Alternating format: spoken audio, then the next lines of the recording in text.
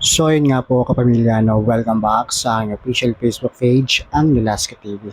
So yun nga po kapamilya, no, may update po tayo para nga po sa gaganapin na caravan nitong ating Eat Showtime family dito nga po sa Pampanga.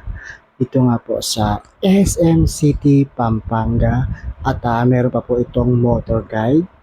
Kaya nga lang po, abang-abang lang po tayo dyan sa mga taga Pampanga. Abangan po natin ang mga It's Showtime family.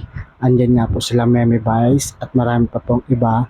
Siguro halos lahat ng It's Showtime family ay nandyan. So marami tayong aabangan. Ayan nga po igaganapin sa May 5, linggo nga po yan. Dyan nga po sa may SM City, Pampanga.